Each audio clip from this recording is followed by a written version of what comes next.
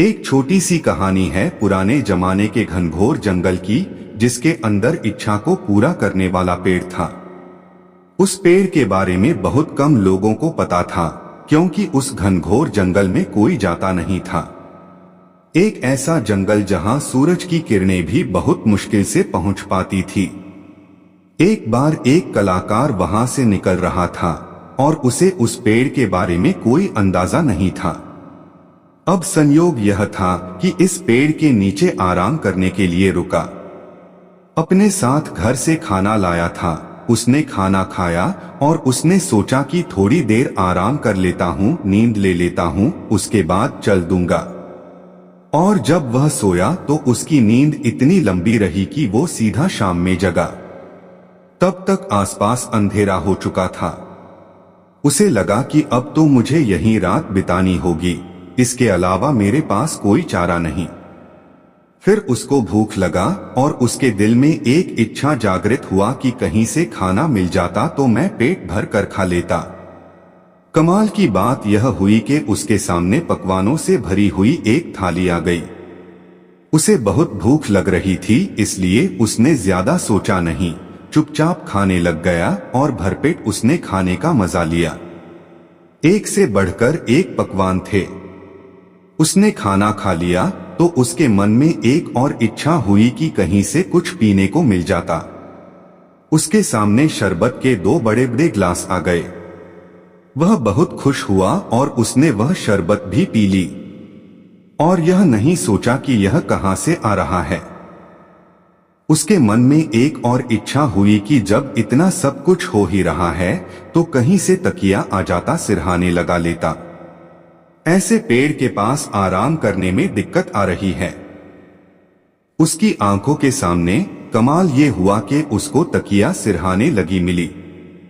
सिरहाने रखने के बाद वह जब आराम के लिए लेटा तो बस यह सोचने लगा कि यह सब हुआ कैसे।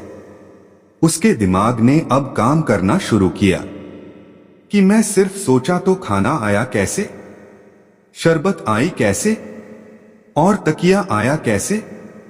कहीं यहां पर कोई भूत तो नहीं है। बस उसके मन में ये इच्छा की बात आई और सच में वहां भूत आ गया। जैसी उसने भूत को देखा तो उसके मन में पहले विचार यही आया कि कहीं ये भूत मुझे खा न जाए, क्योंकि इसीलिए उसने मुझ तक शरबत पहुंचाई, खाना पहुंचा, पकवान पहुंचाया। बस उसने सोचा और भूत ने उसे खा लिया, क्योंकि वो इच्छा को पूरा करने वाला पेड़ था।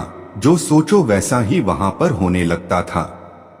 यह कहानी उस कलाकार की, उस इच्छा को पूरा करने वाला पेड़ की और उस जंगल की नहीं, बल्कि आपकी और हमारी है।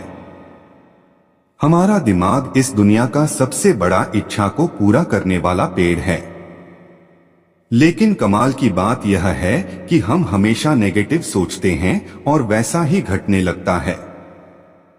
बारिश हो रही होती है और हम यह सोचते हैं कि कहीं बीमार ना पड़ जाएं और फिर बीमार पड़ जाते हैं। जब हमारा व्यापार शुरू करते हैं, बिजनेस शुरू करते हैं, तो मन में थॉट आता है कि कहीं घाटा ना हो जाए, घाटा ना हो जाए। घाटा भी होने लग जाता है। नौकरी में जाते हैं तो सोचते हैं कहीं आज बॉस ना डांट दे, और बॉस डांटने भी लगता है। हम हमेशा उल्टा ही सोच रहे होते हैं। सोचते हैं कि कहीं बच्चा ना गिर जाए, बच्चा गिर जाता है, उसे लग जाती है। जीवन में जैसा सोचेंगे, यह इच्छाओं को पूरा करने वाला पेड़ जो कि आपका ब्रेन है, यह अवचेतन मन उन्हें सारी चीजों को पूरा करने में जुड़ जाएगा। इसकी सारी शक्ति आपकी सोच को जागृत करने में, उसको साकार करने में जुड़ जाएगी। इसीलिए छोटी सी कहानी का सार यह कहता है, जैसा सोचोगे वैसा पाओगे। इसलिए सोचना पॉजिटिविटी के साथ शुरू कीजिए, वरना जीवन में आपका इच्छाओं को पूरा करने वाला पेड़ एक भूत को लेकर आएगा और वह भूत आपको खा जाएगा। तो दोस्तों, इस प्रकार ये कहानी समाप्त होती है। मैं आशा करता हूं कि आपको ये कहानी पसंद आई होगी, और यदि आप इस चैनल HM कहानियां पर नए हैं तो चैनल को सब्सक्राइब कर वीडियो को लाइक एवं शेयर जरूर करें। और आपको इस कहानी से और क्या क्या सीख मिली है कमेंट बॉक्स में जरूर बताएं। धन्यवाद।